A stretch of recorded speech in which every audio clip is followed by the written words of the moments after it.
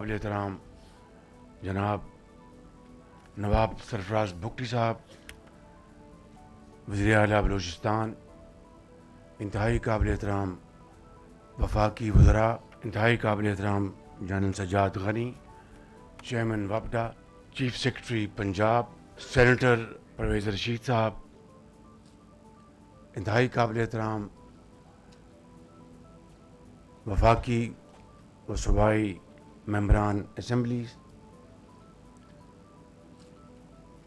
انتہائی قابل احترام صوبائی وزراء، سرکاری افسران، خواتین و حضرات، السلام علیکم۔ آج میں سب سے پہلے نواب سرفراز بگٹی صاحب کو مبارکباد پیش کرنا چاہوں گا کہ کچھی کینال کی بحالی کے ذریعے اس کینال کی کمانڈ ایریا میں جتنا بھی علاقہ ہے وہ الحمدللہ دوبارہ اس کو زندگی ملے گی، اور آپ کی ذاتی کاوشیں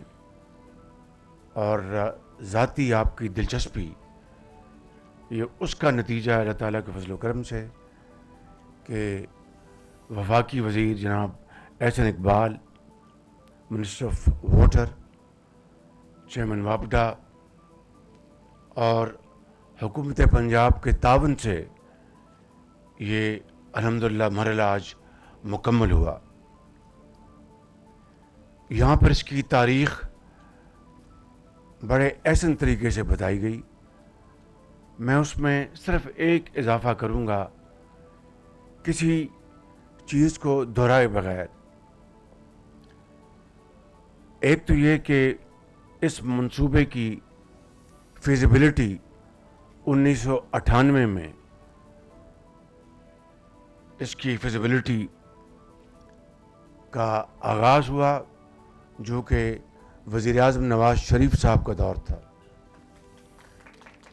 اور پھر جو دوسری بات یہاں بتائی نہیں گئی،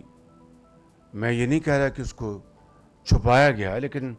حقیقت سامنے آنی چاہیے کہ اس کے بعد جنرل مشرف کے دور میں اس کا بیڑا غرق کیا گیا، بغیر کسی ٹینڈر کے اس منصوبے کو ٹھیکیداروں کے حوالے کیا گیا، اور یہاں پر جو بیٹھے ہیں ہمارے ڈیرہ غازی خان کے، تونسا شریف کے علاقے کے، سب گواہ ہیں کہ کس بے دردی سے اس غریب قوم کا پیسہ برباد کیا گیا۔ اور پھر الحمدللہ دوبارہ جب میاں محمد نواز شریف کا دور آیا تو 2018 میں اس کینال کو مکمل کیا گیا۔ یہ ہے اس کی اصل تاریخ۔ اور اب جب 2022 کا، جب میں آج مریم نواز شریف صاحبہ خادم اعلیٰ ہیں پنجاب کی، تو جب میں خادم تھا تو میں ہر روز جب آتا تھا تو گزرتا تھا۔ یہ گواہ ہیں یہاں پر بیٹھے ہمارے ممبران کہ کس طریقے سے جو پیسہ لگا تھا ہر روز اس کی جو لائننگ تھی وہ گرتی تھی، برباد ہوتی تھی، وہاں پر گڑھے پڑتے تھے، پانی کا فلو رکتا تھا، اور نہ جانے کیا کیا خرافات تھی۔ یہ ہے وہ ایک دلخراش تاریخ اس کچھی کینال کی، جس کے اوپر ایسا کتنا پیسہ لگ گیا ہے، 100 ارب روپے سے لگ چکا۔ تو میں سمجھتا ہوں کہ اس کے اصل موسم جو ہیں وہ میاں محمد نواز شریف ہیں، جنہوں نے واپس آ کر اس کو مکمل کروایا۔ اور اب جب 2022 کا سیلاب آیا تو اس نے تباہی مچا دی، اور اس کینال میں مزید اس کا بے پناہ نقصان ہوا۔ اور میں بہت شکر گزار ہوں جناب احسن اقبال صاحب کا اور چیئرمین وپڈا کا کہ انہوں نے بہت ہی ارک ریزی کے ساتھ اور انتہائی محنت کے ساتھ اس کو اب دوبارہ اس کی تعمیر مرمت مکمل کی، اور آج ہم نے سب نے مل کر اس عظیم منصوبے کا دوبارہ اس کا افتتاح کیا. نواب صاحب نے جو بات کی ہے کہ اس کا جو دوسرا مرحلہ جو ہے اس کو مکمل کیا جائے. اصل اب چیلنج یہ ہے ہمیں اس کو مکمل کرنے کے لیے جہاں سے بھی ہمیں وسائل لانے پڑیں وہ وسائل مہیا کر کے ہم جو اگلا مرحلہ ہے اس کو مکمل کریں تاکہ صحیح معنوں میں نہ صرف ڈیرہ بگٹی بلکہ باقی تمام علاقوں میں جو زمین جو پیاسی ہے اس کو ہم آباد کریں اور اس منصوبے کے لیے جس طرح بھی وسائل ہیں وہ ہم اکٹھے کریں اور اس کو مکمل کریں. میں نواب صاحب انشاءاللہ اس کے اوپر فی الفور ہم توجہ دیں گے اور اس کو مکمل کرنے کے لیے ہم کوئی دقیقہ فرگزاشت نہیں کریں گے انشاءاللہ. میں اگلی بات یہ کرنا چاہتا ہوں کہ نواب صاحب کی خالی یہی تڑپ نہیں ہے. انہوں نے بلوچستان میں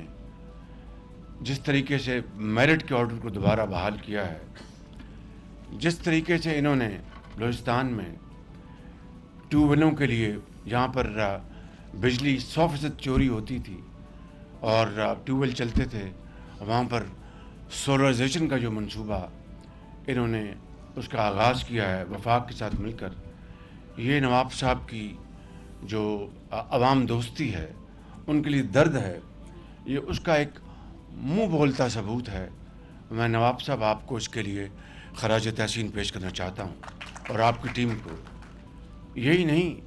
نواب صاحب بھی ماشاءاللہ نوجوان ہیں, مریم نواز صاحبہ بھی نوجوان ہیں, بہت باہمت ہیں دونوں, اور ہمیں بڑی خوشی ہے کہ پاکستان کو یہ نوجوان نسل میں سے دونوں بہت کمیٹڈ انرجیٹک وزیر اعلیٰ منتخب ہوئے جو کہ اپنے صوبوں کی تقدیر بدلنے کے لیے دن رات اپنا وہ کام کر رہے ہیں, دن رات محنت کر رہے ہیں اور اپنی نیند کو خراب کر رہے ہیں لیکن عوام کی زندگی کو بدل رہے ہیں, اس میں خوشحالی لے کے آ رہے ہیں. یہ ایک بہت بڑی میں سمجھتا ہوں کہ ایک تبدیلی ہے اور انشاءاللہ میں سمجھتا ہوں کہ اس کا آئندہ آنے والے دنوں اور آئندہ آنے والے سالوں میں مہینوں میں اس کا بے پناہ اس کا جو فرق عوام کو نظر آئے گا. پنجاب کے اندر کینسر ہسپتال کی تعمیر دن رات اس کے اوپر کام ہو رہا ہے. ٹریکٹرز کی اسکیم آ رہی ہے جو میرے دور میں ہم دیتے تھے سبسڈی, یہاں پر اب میرٹ کے اوپر شفاف طریقے سے فری ٹریکٹرز تقسیم کیے جا رہے ہیں. یہ بہت بڑی کسانوں کے لیے ایک بہت بڑی میں سمجھتا ہوں کہ خدمت ہے کہ عوامی وسائل سے کسانوں کو اگر جن کا حق ہے ان کو ٹریکٹر ملیں گے شفاف طریقے سے تو ایک زرعی شعبے میں ایک انقلاب آ جائے گا. اسی طریقے سے تعلیم کے میدان میں اور صحت کے میدان میں پنجاب میں مریم نواز صاحبہ جس طرح دن رات محنت کر رہی ہیں, میں سمجھتا ہوں کہ یقیناً اس کے ثمرات انشاءاللہ بہت جلد قوم کے سامنے آئیں گے. اور پھر میرٹ بیسڈ آرڈر کو جس طرح وہ آگے لے کے چل رہی ہیں, اگر پاکستان کو آگے جانا ہے تو محنت, امانت اور دیانت کی بنیاد پر, نہ کہ ایتھنک لائنز کے اوپر, نہ کہ برادریزم کے اوپر. میں سمجھتا ہوں کہ اس پروگرام کو جس طرح محترمہ مریم نواز شریف آگے لے کے چل رہی ہیں وہ ایک انتہائی لائق تحسین بات ہے اور میں سمجھتا ہوں کہ انشاءاللہ اس سے پنجاب میں ترقی اور خوشحالی کے جو دروازے ہیں وہ بہت کھلیں گے اور وسائل کی صحیح معنوں میں اس کی جو ترسیل ہے وہ عوام تک انشاءاللہ پہنچے گی. میں یہاں پر آپ سب کو سلطان حجرہ ہم میرے نہیں بڑے میاں صاحب کے پرانے دوست ہیں اور میرے بھی دوست ہیں, کیونکہ بڑے میاں صاحب کو دوست ہو میرا دوست, جو ان کا مخالف وہ میرا مخالف, تو یہ سب آپ میرے لیے لائق احترام. بخاری صاحب بیٹھے ہیں, پیر صاحب اور یہ سب کھوسا صاحب بیٹھے ہیں, سب بیٹھے ہیں یہاں پر, میرے جناب یہ اچلانہ صاحب بیٹھے ہیں اور سارے دوست بیٹھے ہیں, جناب ہمارے بھائی مظفر گڑھ سے یہاں بیٹھے ہیں, ان کے والد صاحب ہمارے بہت محترم ہیں, اب ان کے بیٹے, اور بہت عمدہ طریقے سے یہ اسمبلی میں ان کا کردار ہے. تو میں آپ سب کی فرداً تحسین کرنا چاہتا ہوں. کسی کا اگر نام نہ لیا ہو تو میں معافی چاہتا ہوں, لیکن میں آپ سب کی اجتماع میں بات کر رہا ہوں کہ آپ سب ہماری نواز شریف کی اس ٹیم کے ساتھی ہیں, اور ہم سب مل کر پاکستان کی تقدیر بدلیں گے. میں آخر میں یہ بات کرنا چاہتا ہوں یہ کہ سعودی عرب پاکستان کا ایک ایسا مربی, دوست, بھائی, برادر ملک ہے جس کی جتنی بھی تعریف کی جائے کم ہے. کوئی بھی دور ہو, کوئی بھی حکومت ہو پاکستان میں, سعودی عرب نے بلا تفریق ہمیشہ پاکستان کے عوام کی اور پاکستان کی حکومتوں کی بھرپور معاونت, مالی معاونت ہو, اقتصادی معاونت ہو, ڈپلومیٹک سپورٹ ہو, انٹرنیشنل لیول پر پاکستان کا مقدمہ لڑنا ہو, ہر محاذ پر سعودی عرب نے پاکستان کی وہ مدد کی ہے جس کی کوئی دوسری مثال نہیں ہے. اور سب سے بڑھ کر اس کے بدلے میں سعودی عرب کا کبھی 77 سال میں کوئی نہ ڈیمانڈ تھی, نہ کوئی آسک تھا, نہ کوئی پولیٹیکل سٹرنگز تھے. یعنی غیر مشروط طور پر جس طرح ایک بھائی دوسرے بھائی کی مدد کرتا ہے, سعودی عرب نے ہمیشہ پاکستان کی مدد کی. مجھے آج مجبوراً بعض واقعات یہاں پر کہنے پڑیں گے